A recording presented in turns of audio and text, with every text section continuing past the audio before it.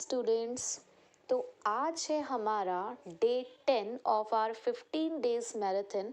और देखो, देखते ही देखते 10 दिन पूरे हो चुके हैं और 15 दिन के लिए हमारे पास सिर्फ 5 ही दिन बाकी, यानी कि 5 दिन बाद हम अपना 100% सिलेबस कंप्लीट कर चुके होंगे। और उसके बाद भी हमारे पास कुछ डेज बचेंगे आगे की प्रिपरेशन करने के लिए। आज हमारे पास डे 10 में है chapter number 9 of our part 2।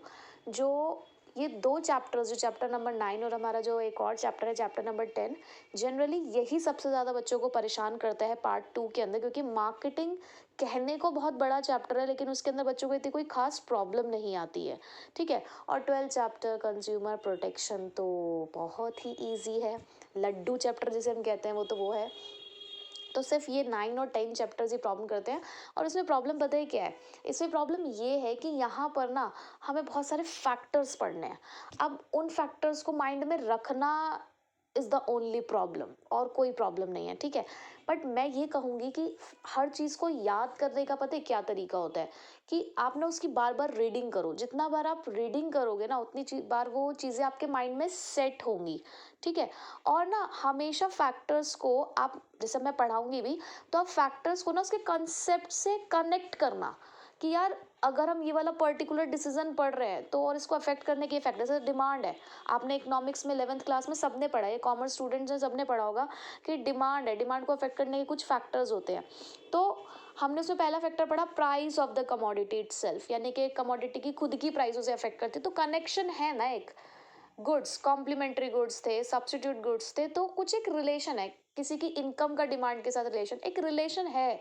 तो ऐसे जितने फैक्टर्स है ना, अगर वो उसको अफेक्ट करे तो उनका कुछ रिलेशन है। तो अगर आप रिलेशन के पॉइंट ऑफ व्यू से अगर उसको समझ के चलोगे ना, कनेक्ट करोगे, तो आपको अपने आप ही ऑटोमेटिकली वो फैक्टर्स याद होने शुरू हो जाएंगे। ठीक है। और बार बार मैं यही कहूँगी कि चीज़ों को लिख लिख कर आप जितना पढ़ेंगे, मतलब फैक्टर्स जैसे आपको याद करनी है तो उसे लिख लिख के याद करिए। एटलीस्ट 4 से 5 बार आप उस चीज़ को लिखिए, जब आपको पता है यार ये चीज़ मुझे करनी है तो करनी है ना। तो थोड़ा सा मेहनत करो, मेहनत करनी पड़ती है, ऐसे ही नहीं। हमें वहाँ तक हमने जो 90+ सोचा हुआ है ना यार, ऐसे तो नहीं पहुँच सकते ना, थोड़ी तो मेहनत करनी पड़ेगी। तो इसीलिए आप लोग कोशिश करिए कि आप इन पॉइंट्स को थोड़ा सा लिख लिख कर याद करिएगा। ठीक है। तो स्टार्ट करते हैं अब हम आज का टॉपिक, हमारा चैप्टर नंबर 9 का, जो हमारे इस चैप्टर का नाम भी है फाइनेंशियल मैनेजमेंट। अब फाइनेंशियल मैनेजमेंट क्या होता है? देखो, मैनेजमेंट का तो मतलब होता है गेटिंग थिंग्स डन, है ना। किसी भी काम को, किसी भी एक्टिविटी को मैनेज करना, हम ये बोलते थे ना, process of getting things done is known as a management. ठीक है। सो यहाँ पर हम कह रहे हैं फाइनेंशियल मैनेजमेंट, और फाइनेंशियल बना है फाइनेंस से, तो that means managing the finance is known as financial management. यानी कि जब भी हम पैसों को मैनेज कर रहे हैं तो उसको फाइनेंशियल मैनेजमेंट कहते हैं, राइट। तो यहाँ बिजनेस कॉन्टेक्स्ट में फाइनेंशियल मैनेजमेंट के लिए मैं कहूँगी दो चीज़ें हैं यहाँ पर। क्या? सबसे पहला तो फाइनेंस को मैनेज तभी करेंगे ना जब हमारे पास फाइनेंस होगा। तो procurement of funds, financial management में सबसे पहले तो मैं देखते हैं कि यार मुझे ना क्या करना है, मुझे एक चाय की टपरी खोलनी है। कोई बात नहीं, आज मैं अपना खुद का बिजनेस खोलती हूँ। अब मुझे भी एमबीए चाय वाला है ना, जैसे, तो मेरे को एमकॉम चाय वाली बनना है ना। तो अब मैंने एक चाय की टपरी खोलनी है मुझे। तो अब यार मुझे पैसों की ज़रूरत है। अब पैसों की अगर मुझे ज़रूरत है तो सबसे पहले तो मेरे माइंड में ये आएगा ना कि यार कहाँ से पैसा लेकर आऊँ, कहाँ से, कौन से सोर्सेज हैं। घर वालों से मांगे, उन्होंने मना कर दिए, अपनी कोई पर्सनल सेविंग्स है नहीं, तो अब क्या किया जाए? तो भाई मैं किसी बैंक के पास जा सकती हूँ, मैं अपनी किसी फ्रेंड के पास जा सकती हूँ, है ना। कोई हमारे कोई रिलेटिव है, मैं उससे पूछ सकती हूँ। तो ये मेरे पास कुछ सोर्सेज हैं। तो पहले तो मुझे देखना है कि यार मेरे को फंड लेना कहाँ से है। ठीक। अब फंड हमने ले भी लिया तो मुझे ना उसका प्रॉपर यूटिलाइजेशन करना है। यूटिलाइजेशन मतलब यूज़, कि मेरा ना पैसा, देखो बड़ी मुश्किल से मुझे पैसा मिला है अपने इस बिज़नेस को करने का, तो मेरा एक भी पैसा ना वेस्ट नहीं जाना चाहिए। मतलब मेरा पैसा वेस्ट ना हो और सही जगह पर मेरा पैसा लगे, अननेसेसरी ना तो मेरी कॉस्ट को ऐड करे। अब देखो, मैंने कहीं से लोन वोन लेके 2 लाख रुपए का लोन लिया मैंने, चाय की टपरी खोलने में मुझे ज़्यादा नहीं 60,000 रुपये लग गए, सब कुछ मैनेज वगैरह करने में। नाम से टपरी है, मैंने बड़ा स्टैंडर्ड वाला खोला है चाय की टपरी, तो उसका नाम दिया है मैंने, है ना। तो मुझे लग गए लगभग 60,000 रुपये। तो बाकी का जो मेरे पास बचा 1,40,000 रुपये, मैंने क्या किया, अपने घर की तिजोरी में जाके रख दिया। मैंने कहा जी रख देते हैं, वर्किंग कैपिटल के लिए मैंने 10,000 रुपये निकाल लिए और बाकी के 1,30,000 मेरे रखे हुए अंदर, ठीक है। अब 1 महीने बाद मैंने जिससे लोन लिया था वो मेरे पास इंटरेस्ट मांगने के लिए आया। उसने कहा लाओ जी इंटरेस्ट दे दो। मैंने कहा देती हूँ, रुक जाओ। तो मैंने ना उसको इंटरेस्ट दिया, कितने 60 वहाँ लगाए, 10 और थे, 70,000 रुपये मैंने उसको इंटरेस्ट दिया। उसने कहा 70,000 रुपये पे इंटरेस्ट? पैसा तो हमने आपको 2 लाख रुपये दिया था। मैंने कहा तो मैंने इस्तेमाल थोड़ी किया है। तो वो क्या कहेगा, हमें क्या मतलब, आप इस्तेमाल करो या ना करो, आप तो 2 लाख रुपए ला के रख लेते अपने घर में, तो क्या आप मेरे को इंटरेस्ट नहीं देते? मैंने कहा यार देना तो पड़ेगा।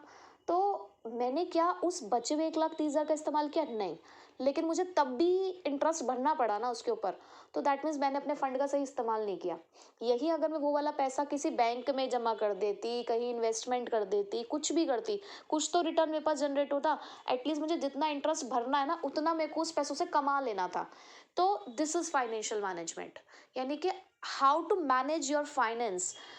यहाँ पर पैसे को लेने से लेकर उसका इस्तेमाल करने तक का जो सफर है वो फाइनेंशियल मैनेजमेंट कहलाता है, ठीक है। So financial management is concerned with flow of funds, funds का फ्लो हो रहा है, इन्वॉल्वमेंट है डिसीजन का, किससे related, the procurement of funds, कहाँ से पैसा आएगा, इन्वेस्टमेंट ऑफ फंड, कहाँ पैसा लगाओगे for the long term and the short term, या तो लॉन्ग टर्म एसेट्स में लगेंगे या शॉर्ट टर्म एसेट्स में लगेंगे या अर्निंग्स के लिए लगेंगे, ठीक है।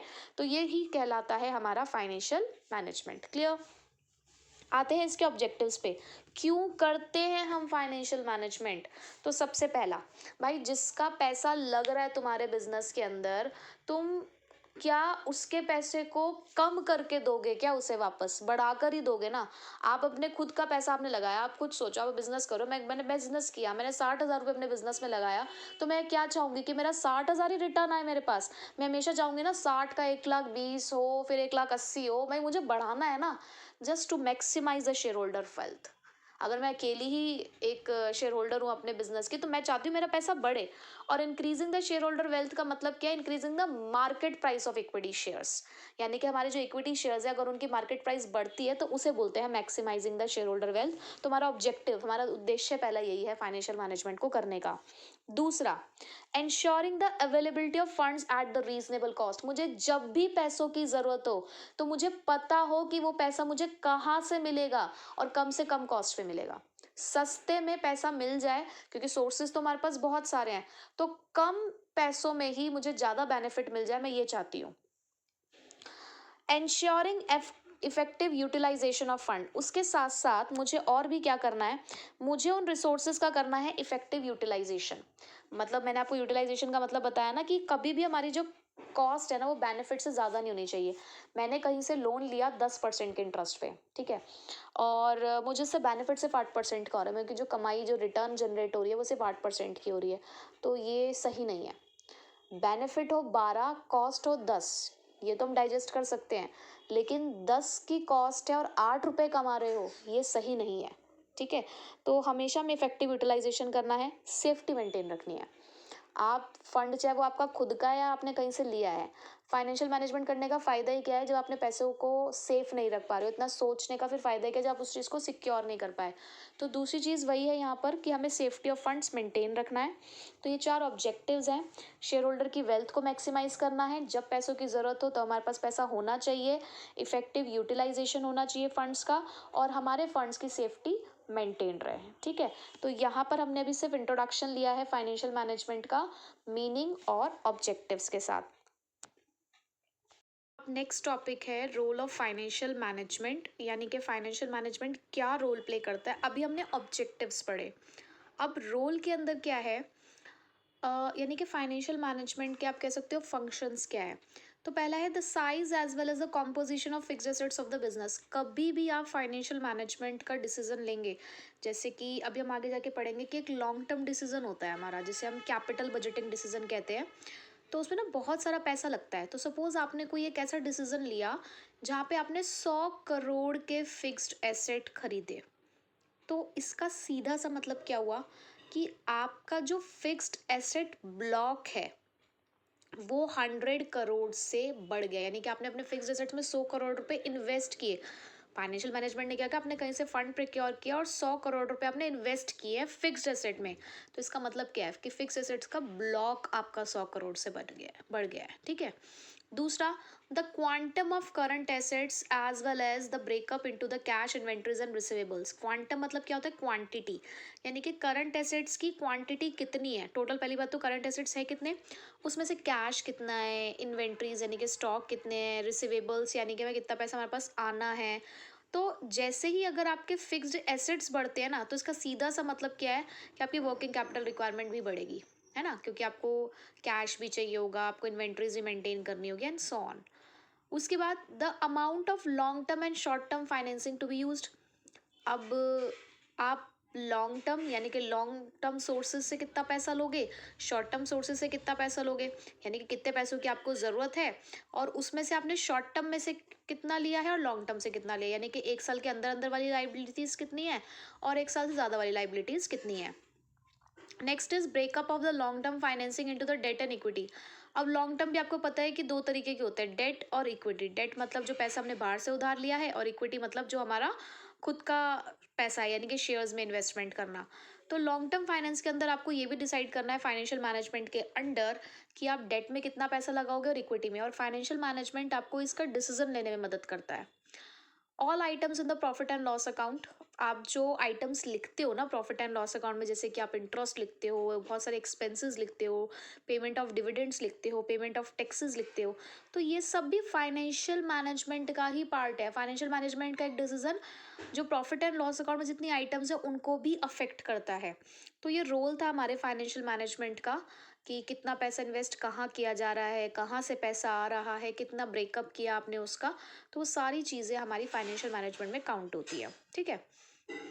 अब एक अनदर कंसेप्ट इसके अंदर हम पढ़ते हैं, हमने प्लानिंग पढ़ा है।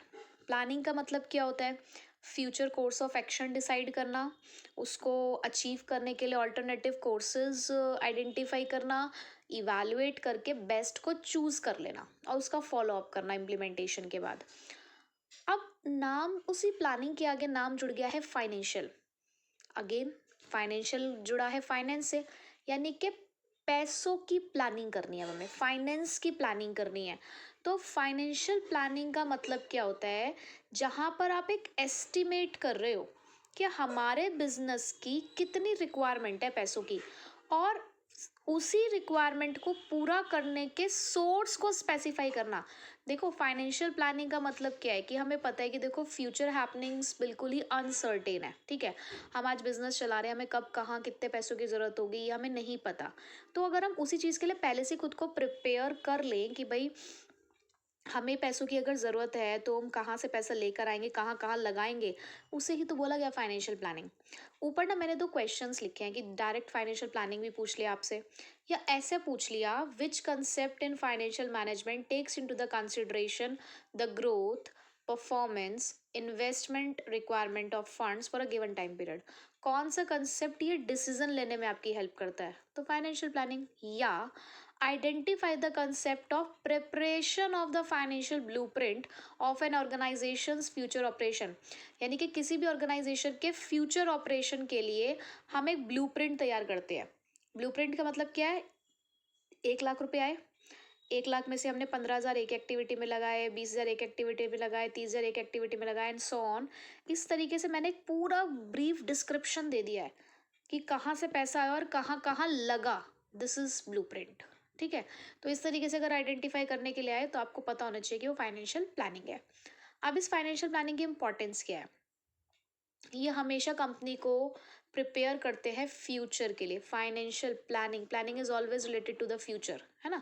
तो ये आपको फ्यूचर के लिए प्रिपेयर करते हैं।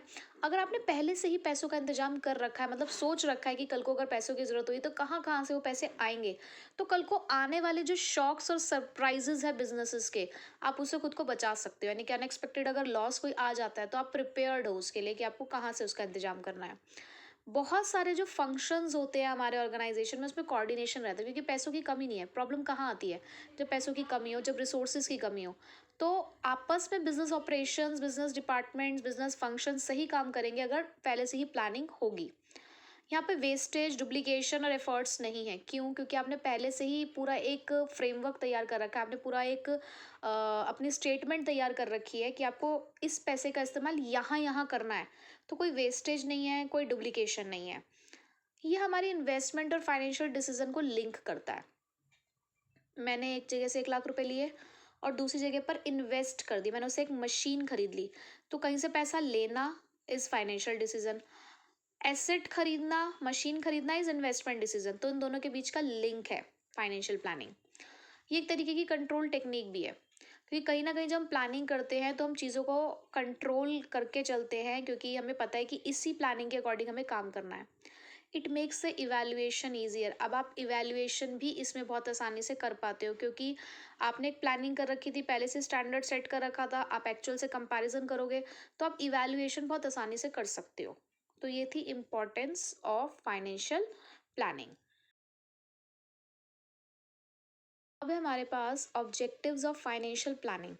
अब ऑब्जेक्टिव्स में पहला है to ensure the availability of funds whenever these are required.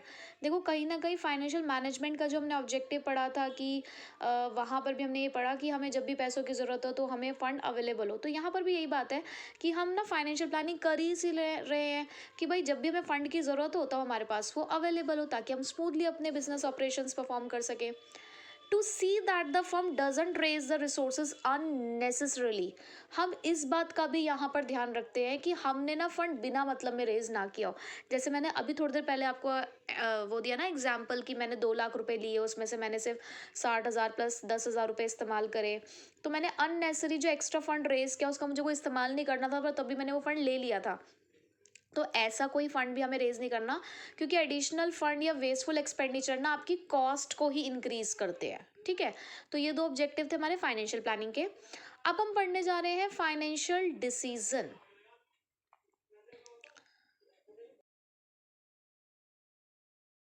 तो फाइनेंशियल डिसीजन के अंदर हमारे पास 3 तरीके के डिसीजन आते हैं, इन्वेस्टमेंट, फाइनेंशियल और डिविडेंड डिसीजन। ठीक है, अब बच्चा कहाँ गलती करता है, देखो यहाँ पर फाइनेंसिंग डिसीजन लिखा है, कभी आइडेंटिफाई करने के लिए आता है ना तो बच्चे फाइनेंशियल डिसीजन लिख देते हैं या फाइनेंशियल की जगह पर फाइनेंसिंग लिख देते हैं। देखो फाइनेंशियल डिसीजन एक वाइडर कंसेप्ट है जिसके अंदर 3 डिसीजन आते हैं, and financing decision is a part of financial decision. ठीक है, तो बहुत ध्यान से आप इन चीज़ों को पढ़ा करो और लिखा करो, बहुत जल्दबाजी में आपको काम नहीं करना है। तो हम इन्वेस्टमेंट डिसीजन से स्टार्ट करते हैं। पहले इन्वेस्टमेंट डिसीजन का मतलब होता है कि इन्वेस्टमेंट का मतलब क्या है, कहीं पे पैसा लगाना। तो हम अपने फर्म का जो फंड है वो डिफरेंट डिफरेंट एसेट्स में, यानी कि शॉर्ट टर्म एसेट्स में और लॉन्ग टर्म एसेट्स में कैसे कैसे उनको एम्प्लॉय करते हैं, कैसे कैसे उनको इन्वेस्ट करते हैं, उस डिसीजन को कहते हैं हम इन्वेस्टमेंट डिसीजन। ये जो इन्वेस्टमेंट डिसीजन होते हैं हमारे पास, ये 2 तरीके के होते हैं, लॉन्ग टर्म और शॉर्ट टर्म। जो लॉन्ग टर्म डिसीजन होता है ना उसे हम बोलते हैं कैपिटल बजटिंग डिसीजन, और जो शॉर्ट टर्म डिसीजन होता है उसे हम बोलते हैं वर्किंग कैपिटल डिसीजन। दोनों टाइप के डिसीजन ही हमें इसके अंदर पढ़ने हैं, कैपिटल डिसीजन भी और वर्किंग कैपिटल भी। वर्किंग कैपिटल का मतलब क्या होता है कि अपने डे टू डे बिजनेस को चलाने के लिए जिस पैसों की हमें ज़रूरत होती है, जैसे कि इन्वेंट्री में पैसा लगाना पड़ता है, डेटर्स होते हैं, कैश होता है, तो ये हमारे वर्किंग कैपिटल है। वर्किंग मतलब अपने बिजनेस को चलाए रखने के लिए। अब जैसे कि सपोज करो मैंने बोला ना कि मैंने अपनी चाय की टपरी खोली थी, तो उस चाय की टपरी में मेरे डेली के खर्चे होते होंगे, चाय पत्ती, चीनी, दूध, खैर मतलब महीना डेली आप ऐसे समझ सकते हो। और अपने यहाँ पर जो छोटू रखा होगा उसकी सैलरी वगैरह मुझे देनी पड़ती होगी। तो ये मेरे डे टू डे बिजनेस को मेंटेन करने के लिए मुझे खर्चा करना पड़ रहा है। तो ये डिसीजन मेरा वर्किंग कैपिटल डिसीजन है। लेकिन मैं जो चाय की टपरी मैंने एक जगह देखी होगी, वहाँ पर मैंने कुछ फिक्स्ड एसेट्स रख लगाए होंगे अपने, जैसे कि वो बर्तन जिसमें चाय बनती है, चूल्हा हो गया, और भी बहुत सारे मैंने यहाँ पर सामान रखे होंगे। तो वो मेरे फिक्स्ड कैपिटल है। फिक्स्ड कैपिटल मतलब कैपिटल बजटिंग डिसीजन है वो मेरा। ठीक है, तो 2 तरीके के डिसीजन होते हैं, long term, short term. Long term वाले को कैपिटल बजटिंग कहते हैं, लंबे समय के लिए, यानी कि जो पैसा आप फिक्स्ड एसेट्स में लगाते हो। Working capital decision short term purpose के लिए, यानी कि अपने डे टू डे बिजनेस को मेंटेन करने के लिए जो आपको पैसा लगाना है उसे आप वर्किंग कैपिटल डिसीजन कहते हो। अब पहले हम सिर्फ पढ़ने जा रहे हैं कि कैपिटल बजटिंग डिसीजन को अफेक्ट करने वाले फैक्टर्स कौन से हैं। तो उसको आप आईसीआर आईसीआर आईसीआर करके याद कर सकते हो, जिसमें आई है आपका इन्वेस्टमेंट क्राइटेरिया इन्वॉल्व, सी है कैश फ्लोज और आर है रेट ऑफ रिटर्न। उल्टा चलाया है हमने इसको। अब है रेट ऑफ रिटर्न। देखो, कैपिटल बजटिंग डिसीजन आप जब भी लोगे ना, तो आप वहाँ पर ये देखोगे कि आपको रिटर्न कितना जनरेट हो रहा है। सपोज करो कि कोई दो प्रोजेक्ट है, एक ए और एक बी। ए प्रोजेक्ट कहता है जी हम आपको 20% का रिटर्न देंगे, बी प्रोजेक्ट कहता है हम आपको 30% का रिटर्न देंगे, और दोनों प्रोजेक्ट्स में रिस्क सेम है। तो अगर आप सिर्फ रिटर्न को कंसिडर करते हुए चल रहे हो तो आपको रिटर्न किस में ज़्यादा मिला? आपको बी में रिटर्न ज़्यादा देखने को मिला तो आपने बी को सिलेक्ट कर लिया। तो जब भी आप कैपिटल बजटिंग डिसीजन लेते हो तो रिटर्न भी आपका एक फैक्टर है जिसको सोचते हो आप। दूसरा, कैश फ्लो। हमने आज अगर 10 लाख रुपए लगाए हैं तो वो 10 लाख रुपए हमें कितना कैश इनफ्लो जनरेट करेंगे। जब हम कहीं भी पैसा लगाते हैं ना तो उसको कैश आउटफ्लो कहते हैं। एक बार हमने पहले साल में जीरो पीरियड बोलते हैं उसे, हमने जीरो पीरियड में 10 लाख रुपीज लगाए। अब फर्स्ट ईयर में सपोज करो हमारे पास 2 लाख रुपए आए, सेकेंड ईयर में वापस 3 लाख रुपए आए, थर्ड ईयर में हमारे पास 5 लाख रुपए जनरेट हुए। तो आपने देखा होगा 2 3 5 हमारे पास 10 लाख रुपए कंप्लीट हो गया, यानी कि 3 साल के अंदर अंदर मेरे पास मेरा लगा हुआ पैसा वापस आ गया। लेकिन ये थोड़ी कि और पैसे नहीं आएंगे, आगे भी जनरेट होंगे। तो कैश फ्लोज भी हमें देखना होता है। तो फॉर एग्जाम्पल, दो प्रोजेक्ट है, ए कहता है कि आपको 5 लाख रुपए मिलेंगे 4 साल के लिए, 4 साल तक। प्रोजेक्ट बी कहता है कि आपको 18 लाख रुपए मिलेंगे for 4 years at the end of the 4 year, 4 साल के एंड में जाकर। तो आप कौन सा प्रोजेक्ट सिलेक्ट करोगे? देखो, 5 लाख रुपए 4 साल तक मिलेंगे तो 5 × 4 20 लाख रुपए हो गए। वहीं पर एक प्रोजेक्ट ये कहता है कि 18 लाख रुपए 4 साल के अंत पे मिलेंगे आपको, तो इसका मतलब वो तो 18 लाख, तो 2 लाख का डिफरेंस है। तो प्रोजेक्ट ए हम सिलेक्ट करेंगे ना, क्योंकि उसमें हमें कैश फ्लो ज़्यादा जनरेट हो रहा है। Third, investment criterias. देखो, अगर हम बहुत सारी कैलकुलेशंस करके इन्वेस्टमेंट करने जा रहे हैं तो ना बहुत सारे ऐसे हमारे पास मेथड होते हैं। एक होता है नेट प्रेजेंट वैल्यू मेथड होता है, इंटरनल रेट ऑफ रिटर्न होता है, प्रोबेबिलिटी इंडेक्स चेक किया जाता है। तो ये बहुत सारे मेथड्स हैं, पहले हम जिनके बेसिस पर कैलकुलेशंस करते हैं, फिर उन्हीं कैलकुलेशन के बेसिस पर हम अपना डिसीजन लेते हैं कि हमें इन्वेस्ट करना है या नहीं करना है। तो ये कुछ 3 हमारे फैक्टर्स हैं जो हमारे कैपिटल बजटिंग डिसीजन को अफेक्ट करते हैं, कि या तो हम रेट ऑफ रिटर्न हो सकता है वो, या तो कैश फ्लोज हो सकते हैं, या हम क्या इन्वेस्टमेंट का क्राइटेरिया इस्तेमाल करते हैं वो हो सकता है। ठीक है।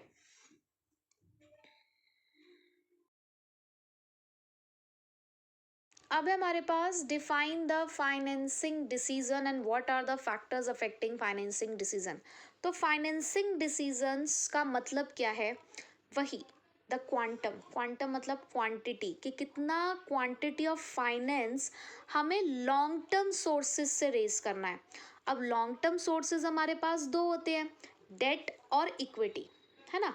तो डेट में कितना पैसा, डेट से कितना पैसा रेज करना है, इक्विटी से कितना रेज करना है, उस चीज़ का डिसीजन लेंगे हम। अब यहाँ से एक्चुअल आपका चैप्टर स्टार्ट होता है, क्योंकि यहाँ से आपको बहुत सारे फैक्टर्स अब देखने को मिलेंगे। अब हर एक फैक्टर की सिर्फ ना बस आप ये कोशिश कर लो कि आप हेडिंग एटलीस्ट याद कर लो। अंदर का कंटेंट मैंने आपको इस तरीके से फ्लो चार्ट वाइज यहाँ पे मैं बताने वाली हूँ कि आपको अगर आपने समझ लिया तो वो अंदर आपको खुद लिखना है। आपको उसके लिए याद करने की ज़रूरत नहीं, सिर्फ आप मेन हेडिंग याद कर लो, और जो मैं समझा रही हूँ सिर्फ समझ में रख लो उस चीज़ को, उस फैक्टर को। हेडिंग प्लस फैक्टर का जो एक्सप्लेनेशन है वो समझ बस इन माइंड हो आपके, तो एक्सप्लेनेशन की टेंशन मत लेना, एक्सप्लेनेशन आप खुद लिख पाओगे। ठीक है, तो देखो स्टार्ट करते हैं। तो इसके लिए यहाँ पर एक्रोनिम है BCF 3CFSLR।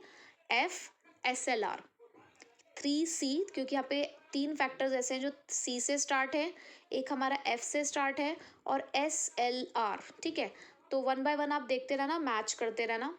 सबसे पहला है कैश फ्लो पोजीशन। आप खुद पहले जज करो कि आपको एक ऑर्गेनाइजेशन में पैसों की ज़रूरत होती है 3 पर्पस के लिए। एक तो अपने बिजनेस को चलाने के लिए, रोज़मर्रा के बिजनेस को चलाने के लिए आपको पैसों की ज़रूरत है।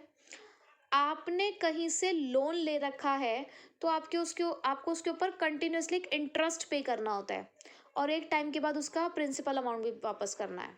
ठीक है, तो ये आपके सामने 3 चीज़ें हैं, ये आपके जो डे टू डे जो ऑपरेटिंग एक्सपेंसेस है वो तो खैर देखो है ही। तो ये 3 चीज़ें आपके सामने जिसके लिए आपको पैसों की ज़रूरत होती है। तो अगर आप डेट लेते हो, पैसा उधार लेते हो, तो आपको ना इंटरेस्ट पे करने के लिए पैसों का जुगाड़ हमेशा रखना है। लेकिन अगर आप इक्विटी की तरफ जाते हो तो इक्विटी का पैसा तो क्या होता है कि जब आपकी फर्म बंद होगी ना, आपको तब पैसा वापस करना है, मतलब कैपिटल का रीपेमेंट तो तभी होगा, और डिविडेंड भी तभी पे करना होता है अगर आपके पास सफिशिएंट प्रॉफिट है तो।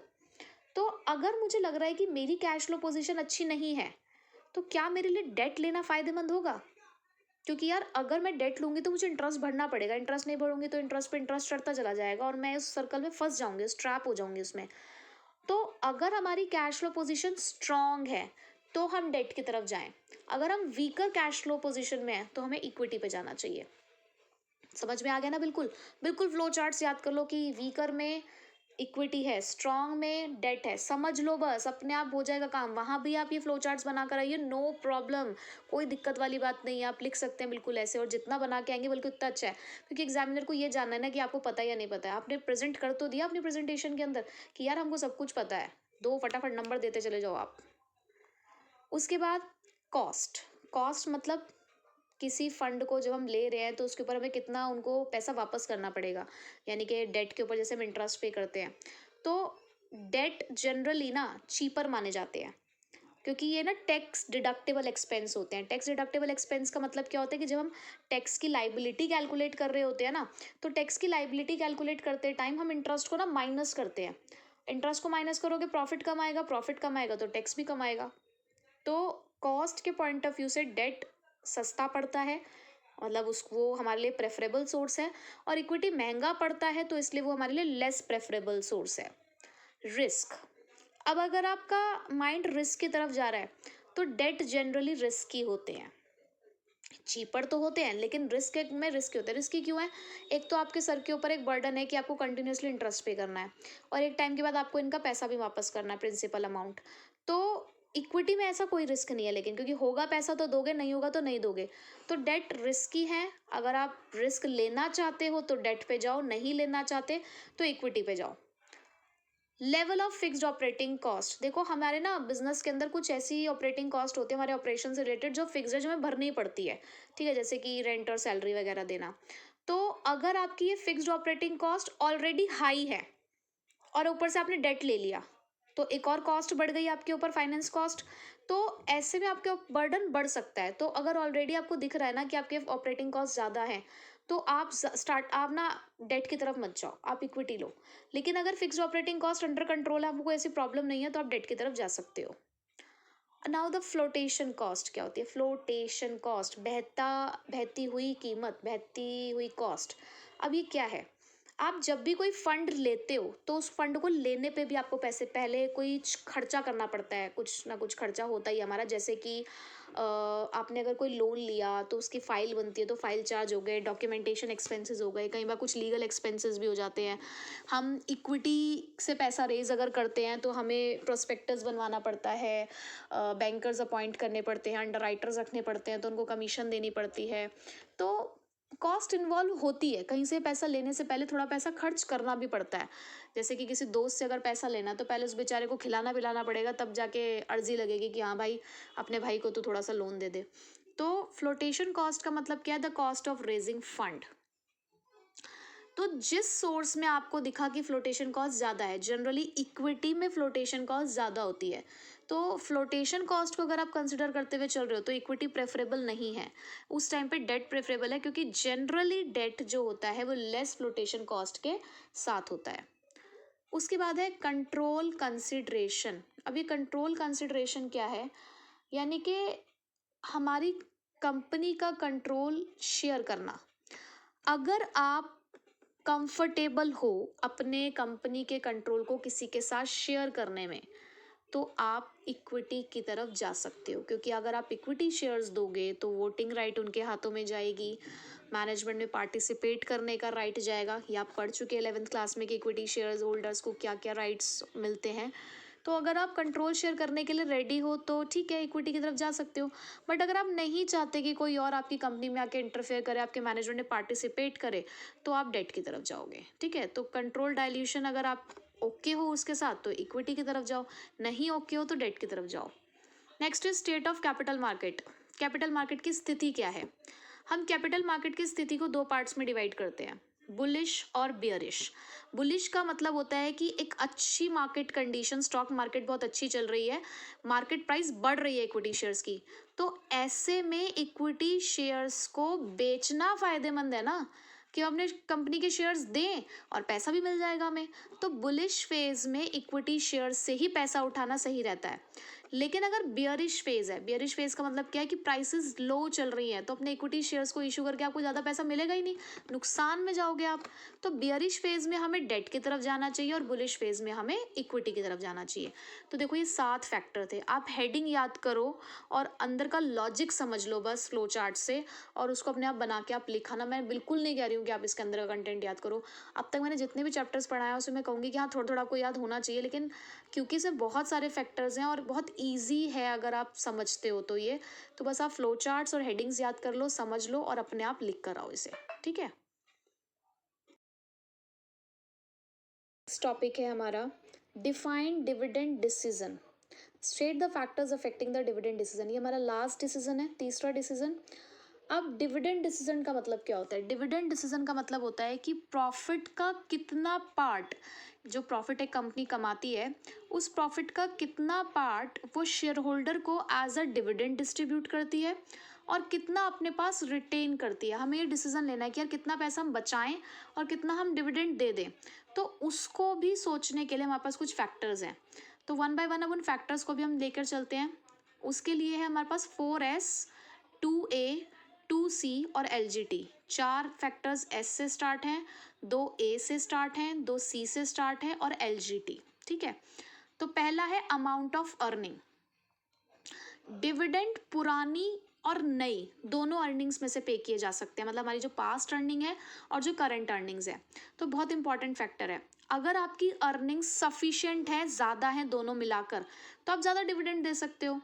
भाई डिविडेंड पैसा ही तो बांटना है, तो देखोगे ना कि पैसा कितना है आपके पास। और अगर वही डिविडेंड्स आपके पास कम है, सॉरी अर्निंग्स आपके पास कम है, तो आप लेस डिविडेंड दोगे, ठीक है। मतलब अगर अर्निंग्स का अमाउंट अच्छा खासा है तो डिविडेंड अच्छा दे दो, नहीं है आपके पास सफिशिएंट तो कम दे दो। स्टेबिलिटी ऑफ डिविडेंड, देखो एक कंपनी ना स्टेबल डिविडेंड पॉलिसी भी डिक्लेयर कर सकती है अगर वो फिक्स डिविडेंड पर शेयर की पॉलिसी देती है। एक होता है डिविडेंड पर शेयर, डीपीएस जिसे बोलते हैं। तो अगर आपने वो डीपीएस की पॉलिसी फॉलो करी है कि मतलब आप एक स्टेबल डिविडेंड ही देते हो, तो आपका डिविडेंड हमेशा फिक्स्ड ही रहेगा। लेकिन अगर आपने ऐसा कुछ सोचा नहीं कि ठीक है आप अपने प्रॉफिट्स के अकॉर्डिंग डिसाइड करते हो कि कितना डिविडेंड देना, तो वो फ्लक्चुएट होता रहेगा। Third is stability of earnings. अब देखो हमें ना अब डिविडेंड बांटने से पहले ये भी सोचना है कि हमारी अर्निंग्स कितनी स्टेबल है। अगर हमारी अर्निंग्स जो हैं वो अनस्टेबल है, मतलब बढ़ती घटती रहती है, तो स्टेबल में तो देखो ये है कि हमें पता है कि यार हर साल लगभग लगभग हम 5 लाख का प्रॉफिट कमाई लेते हैं। कभी 5 लाख का हो जाता है, कभी 4.5 लाख का हो जाता है, कभी 6 लाख का हो जाता है। बट ऐसा नहीं है कि हाँ आज 5 लाख का हो है तो कल को 2 लाख का हो रहा है। ये अनस्टेबिलिटी है। अनस्टेबिलिटी है तो भाई आप कम ही डिविडेंड देकर चलो, क्योंकि तुम एक बार हाई डिविडेंड दे दोगे तो एक्सपेक्टेशंस बढ़ जाती हैं शेयर होल्डर्स की। तो आप अपनी अर्निंग्स के हिसाब से देखकर चलो कि अगर अनस्टेबल है ना तो धीरे धीरे ही डिविडेंड्स दिया करो, मतलब बढ़ाओ भी ना अगर, तो उसको धीरे धीरे बढ़ाओ। लेकिन अगर आपको पता है कि आपके यहाँ की अर्निंग स्टेबल है, ऐसे कोई बहुत ज़्यादा फ्लक्चुएशंस नहीं आते हैं, तो आप हाई डिविडेंड्स डिक्लेयर करके रखो, कोई प्रॉब्लम नहीं है। ग्रोथ अपॉर्चुनिटी, अगर कोई कंपनी ये देख रही है कि उसके आगे आने वाले फ्यूचर में उसके कुछ ग्रोथ पोटेंशियल्स हैं, यानी कि उसे बढ़ना है आगे, तो भाई आपको पैसों की ज़रूरत पड़ेगी। आप भाई अपनी एक नई ब्रांच खोलने जा रहे हो, वैरायटी ऐड करने जा रहे हो अपने बिजनेस के अंदर, डाइवर्सिफाई हो रहे हो, तो आपको उस टाइम पे पैसों की ज़रूरत पड़ेगी। तो अगर आपने अभी सारा पैसा डिविडेंड में बांट दिया तो तब क्या करोगे? तो अगर ऐसा कोई ग्रोथ पोटेंशियल दिख रहा है, आपको अपॉर्चुनिटी दिख रही है आपके सामने, तो ज़्यादा डिविडेंड मत बांटो। बट अगर आपको पता है कि ऐसी कोई खास अपॉर्चुनिटी नहीं है हमारे पास, तो अपने शेयर होल्डर्स को खुश रखो, उन्हें ज़्यादा डिविडेंड दे सकते हो आप। देखो अब कैश फ्लो पोजीशन के लिए मैं बताऊंगी, कैश फ्लो पोजीशन ना आपको हर किसी फैक्टर में देखने को मिलेगा। आपने इन्वेस्टमेंट में भी देखा, फाइनेंसिंग में भी देखा और देखो डिविडेंड में भी देख रहे हो। एक कॉमन फैक्टर है कैश फ्लो जो सब में है। तो एक कंपनी जिसकी वही अगर कैश फ्लो पोजीशन अच्छी है आपके पास, आप अपने वही 3 वाले जो मैंने आपको बताया कि 3 चीज़ों के लिए पैसा चाहिए, अगर उसके बाद आपके पास सफिशिएंट बच रहा है कैश, तो ज़्यादा डिविडेंड दे दो, नहीं बच रहा तो कम दे दो। शेयर होल्डर्स प्रेफरेंस, कई बार अब हमें इन सब कामों को करते हुए अपने शेयर होल्डर्स के प्रेफरेंस को भी जानना है। भाई देखो उनको भी तो खुश रखना ज़रूरी है ना।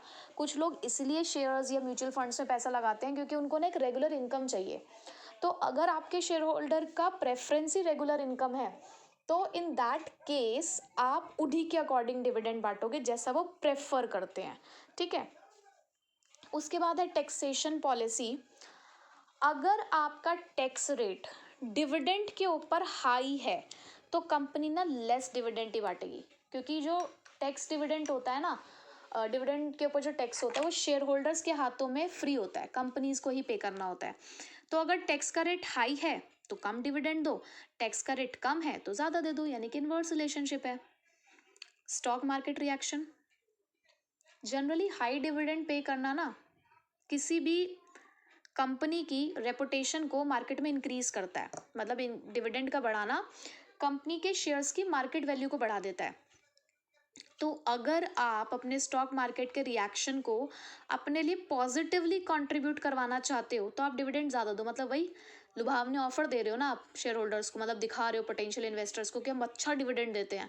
तो आप ज़्यादा डिविडेंड इसलिए दे रहे हो क्योंकि आपको स्टॉक मार्केट को पॉजिटिवली रिएक्ट करना है, अपने शेयर मार्केट की, अपने शेयर्स की प्राइस बढ़ानी है। बट वहीं पे अगर आपका ऐसा कुछ भी क्राइटेरिया नहीं है तो आप लेस डिविडेंड दे सकते हो। Access to the capital market, यानी कि कैपिटल मार्केट तक पहुंच। जो कंपनीज आसानी से कैपिटल मार्केट से पैसा ले लेती हैं, capital market in the sense like bank, financial institutions, और ये जो आपकी शेयर मार्केट वगैरह है ये सब, तो जिन कंपनीज का इजी एक्सेस है, मतलब बहुत आसानी से उन्हें कैपिटल मार्केट से पैसा मिल जाता है, तो उन्हें अभी खुद के लिए सेव करने की कोई ज़रूरत नहीं है कि जब पैसे की ज़रूरत होगी वहाँ से जाके ले लेंगे, तो ज़्यादा डिविडेंड दे सकते हो। लेकिन अगर आपको दिख रहा है कि यार ऐसा आपके पास कोई अपॉर्चुनिटी नहीं है, आपको इतनी आसानी से कैपिटल मार्केट से पैसा नहीं मिलता, शायद आपकी क्रेडिबिलिटी अच्छी नहीं है या आप नई कंपनी हो, तो आप अपने पास खुद पैसा बचा कर रखो और कम डिविडेंड दो। लीगल कॉन्स्ट्रेंट्स, बहुत सारे प्रोविजंस है कंपनीज एक्ट के जो हमें ना ज़्यादा पे आउट देने नहीं देता, क्योंकि जब भी हम डिविडेंड डिक्लेयर करते हैं ना तो हमें उन सब चीज़ों का ध्यान रखना पड़ता है। जो लीगल कॉम्प्लिकेशंस है, जैसे कि डीआरआर्स बनाने पड़ते हैं, बहुत सारे रिजर्व्स हमें बनाकर रखने पड़ते हैं, तो जब रिजर्व्स ही बन जाएंगे बहुत सारे प्रॉफिट्स में तो प्रॉफिट इतना बचता ही नहीं है। तो अगर आपके ऊपर हैं कुछ लीगल कॉन्स्ट्रेंट्स तो डिविडेंड आप कम बांटोगे, और अगर ऐसे कोई कॉन्स्ट्रेंट नहीं है, फ्लैक्सिबिलिटी है, आप डिक्लेयर कर सकते हो ज़्यादा डिविडेंड तो दे दे दो। कॉन्ट्रैक्चुअल कंस्ट्रेंट, कई बार हम कुछ ऐसे कॉन्ट्रैक्ट्स में भी आए हुए होते हैं कि वो भी हमारे ना डिविडेंड पे आउट्स पे थोड़ी सी रिस्ट्रिक्शंस लगा देते हैं, मतलब वो हमें अलाउड नहीं करते कि जब तक हम उनका पैसा नहीं चुका देते तब तक हम ज़्यादा डिविडेंड्स नहीं दे पाते। तो अगर ऐसे कोई कॉन्ट्रैक्ट से रिलेटेड कुछ आपके ऊपर कॉन्स्ट्रेंट्स या स्ट्रिक्टनेस है तो आप कम ही डिविडेंड दे पाओगे उस टाइम पे, और जब वो स्ट्रिक्टनेस हट जाएगी तो आप ज़्यादा दे सकते हो। तो ये 11 फैक्टर्स हैं टोटल हमारे इसके अंदर, डिविडेंड डिसीजन के अंदर, जो अफेक्ट करते हैं हमारे डिविडेंड डिस्ट्रीब्यूशन को, यानी कि कितना डिविडेंड हमें डिस्ट्रीब्यूट करना है, मोर और या लेस। आपने ये देखा ना इस पूरे में क्या था, मोर या लेस, तो समझो और फिर करो, ठीक है। और डिविडेंड वाला जो फैक्टर है वो इम्पोर्टेंट है, करना है आपको, ठीक है।